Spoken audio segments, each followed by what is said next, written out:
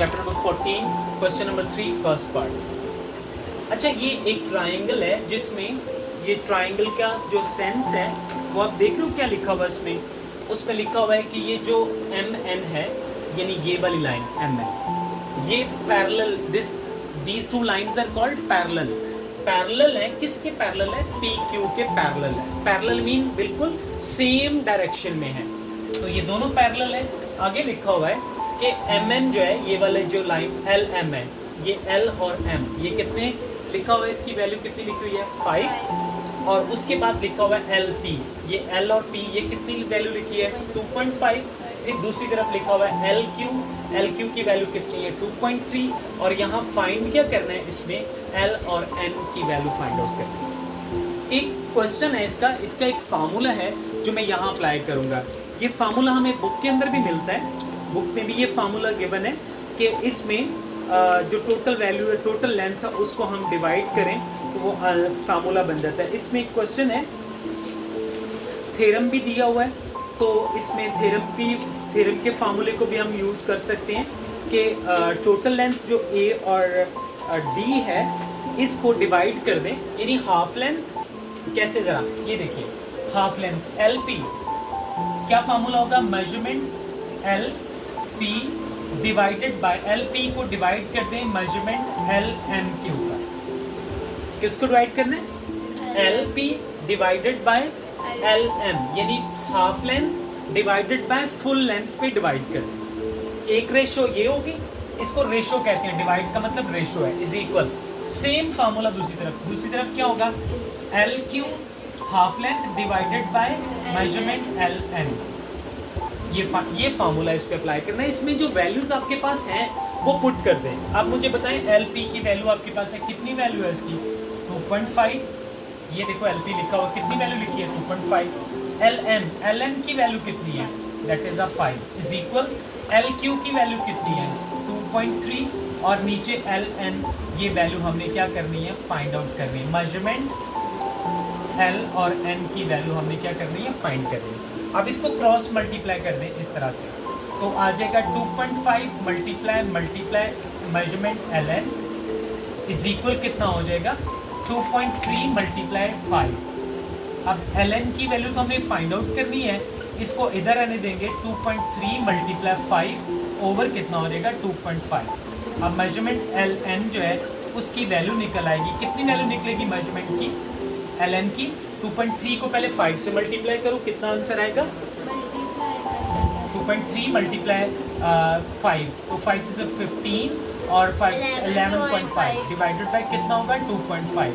2.5 पे डिवाइड कर दो इसको, 4.6। एल एन की वैल्यू कितनी निकल आएगी? 4.6 centimetre. So this is the answer of L N. ये एल एन की वैल्यू फाइंड हो। सो ये फार्मूला, इसके थ्रू आप इसको सॉल्व कर सकते हो। ओके, पहले हम फाइंड आउट करेंगे इस क्वेश्चन में, ये सेकंड पार्ट है। एल एन की वैल्यू गिवन है और इसमें हमने एल पी फाइंड आउट करना है। यहाँ एल क्यू की वैल्यू गिवन है, ये एल क्यू लिखा हुआ और क्यू एन गिवन है, तो हमने इसमें एल एन की वैल्यू पहले फाइंड आउट करते हैं। पहले हम फाइंड आउट करेंगे मेजरमेंट एल एन।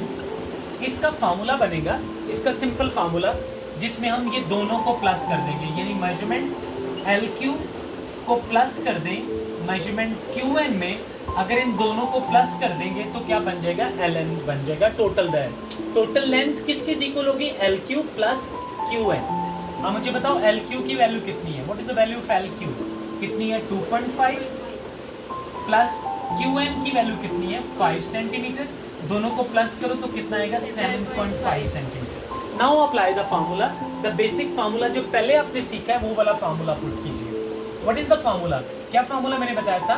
उसका फार्मूला बताया था measurement L P divided by measurement L M is equal to measurement L Q divided by measurement L N. ये फार्मूला पुट कर दिया। अब इसमें जो वैल्यूज हमारे पास है वो पुट करें। एल पी की वैल्यू देखो कितनी है, वो फाइंड आउट करनी है, उसको एज इट इज लिख देना है over L M. What is the value of L M? 6। L Q की वैल्यू कितनी आई है हमारे पास? एल और क्यू की वैल्यू वो ऑलरेडी गिवन है, that is the value of 2.5 centimetre. और एल एन की वैल्यू आपने खुद निकाली है, कितनी है? 7.5। अभी निकाली थी ना 7.5, ये एल एन की वैल्यू जो हमने फाइंड आउट की। अब ये 6 को दूसरी तरफ ले जाएं, दूसरी तरफ जाके किस में चेंज हो जाएगा, मल्टीप्लाई में। 2.5 मल्टीप्लाई 6 और नीचे कितना आ जाएगा 7.5। एल पी की वैल्यू निकल आएगी 2.5 को पहले 6 से मल्टीप्लाई करो, कितना आएगा 2.6, 15 और divided by 7.5। L P is equal to कितना आ जाएगा 15 और कितना आ जाएगा 2।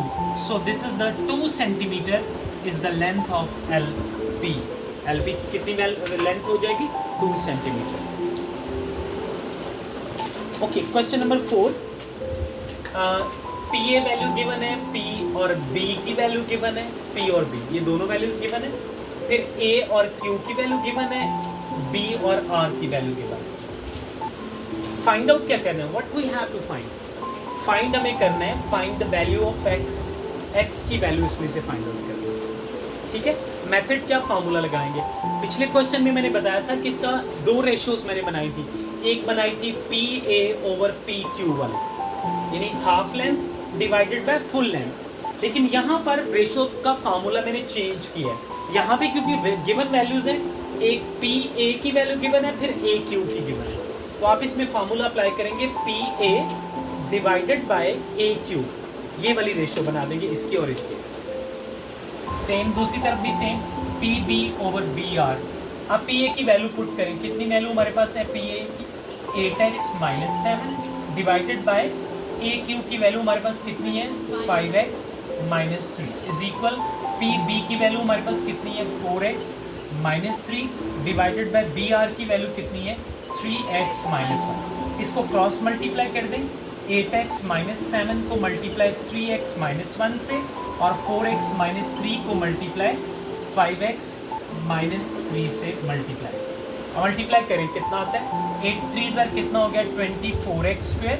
8 को 1 से किया कितना हो गया 8x, 7 3 ज़र 21x, 7 1 ज़र 7 आ गया, 7 1 ज़र 7 इज इक्वल 4x को 5 से किया कितना हो गया 20x², 4 को 3 से किया कितना हो गया 12x और 4 को फिर 3 को 5 से किया 15x और 3 3 ज़र कितना हो जाएगा प्लस का 9।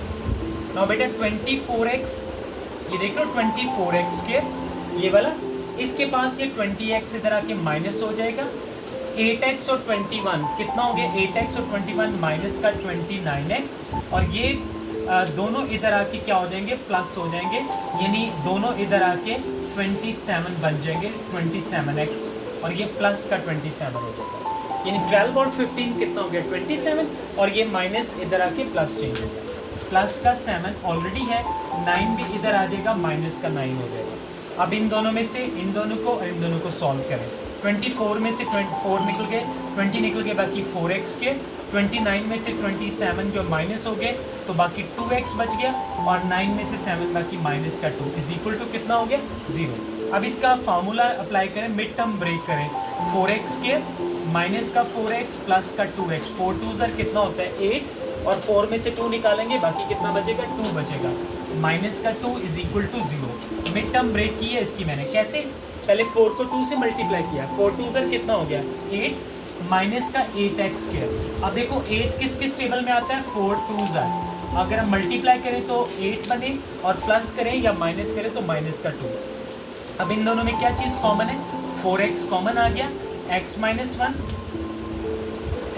1 और बाकी कितना बच गया यहाँ पे प्लस का कितना आ गया 2 और कितना बच गया x - 1 इज इक्वल टू कितना हो गया 0, x - 1 इज इक्वल टू 0 और दूसरी तरफ आ जाएगा 4x प्लस 2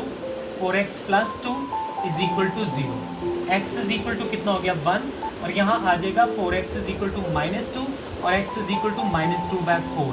तो माइनस में आंसर जो है नॉट पॉसिबल इसके साथ लिख देना है और आंसर हमारा आ जाएगा 1 आंसर आ जाएगा x की जो वैल्यू है ये आंसर आ जाएगा इसका, इसके साथ लिखना है नॉट पॉसिबल क्योंकि माइनस में नहीं आ सकता उसका आंसर। अच्छा ये वैल्यूज मैंने लिखी हुई हैं क्वेश्चन नंबर 5 की, फार्मूला देख लिया आपने MA/AN और डिवाइडेड दूसरी तरफ इज इक्वल LM/LN ये वैल्यू है। ओके लेट ये जो वैल्यू जो हमें फाइंड आउट करनी है ना AN वैल्यू, इसको हम लेट कर लेते हैं measurement A N is equal to A N is equal to X के इक्वल लेट कर लेते हैं। किसके इक्वल लेट करेंगे? एक्स के। तो इसका मतलब है कि ये जो एम ए है, मेजरमेंट एम ए, ये किसके इक्वल आएगी? That is equal to 8 minus X. किसके इक्वल होगा? 8 माइनस, कैसे? टोटल लेंथ कितनी है? एम से लेके एन तक कितनी लेंथ है? 8 सेंटीमीटर या 8। तो एम ए जो है यहाँ से यहाँ तक कितनी होगी? उसमें से ये वाला x निकाल देंगे तो बाकी कितना बचेगा? 8 माइनस एक्स जो है। अब इन वैल्यूज को यहाँ पुट करो। पहले सबसे लिखो एम ए की value 8 minus x over A N की वैल्यू कितनी है? x, दिस इज x, कितनी वैल्यू है? x। उसके बाद एल एम की वैल्यू कितनी है? 6 ओवर एम एन की वैल्यू, एल एन की वैल्यू कितनी है? 4 सेंटीमीटर। अब इसको क्रॉस मल्टीप्लाई कर दो, यहाँ से इस तरफ को, ये इस तरफ को। 4 multiply 8 minus X is equal 6x। अब 4 8 सर कितना हो जाएगा? 32 माइनस का 4x is equal to 6x। अब 32 6x प्लस का 4x, 6 प्लस 4 कितना होता है? 10x और इज इक्वल टू कितना हो जाएगा? 32। x इज इक्वल टू 32 को डिवाइड करेंगे 10 पे, सो x की वैल्यू आ जाएगी 3.2। सो this is the value of x, 3.2। अच्छा, ये जो 3.2 आया ये किसकी वैल्यू है? x की। और x हमने किसके इक्वल लिखा हुआ है? ए एन के। तो इसका मतलब है जो ए एन है उसकी वैल्यू है 3.2 सेंटीमीटर। तो एम ए की वैल्यू कितनी होगी? Measurement M A that is equal to कितना हो जाएगा? 8 माइनस एक्स। अब 8 माइनस एक्स इज 8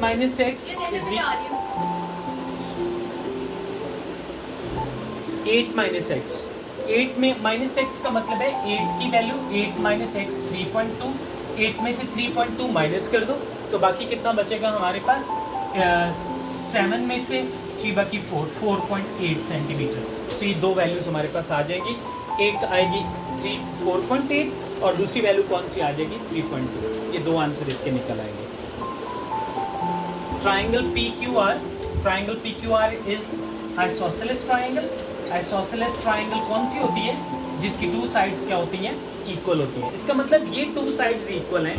कौन कौन सी 2 साइड्स इक्वल हैं? एक ये वाली साइड और ये वाली साइड आपस में क्या है? इक्वल है।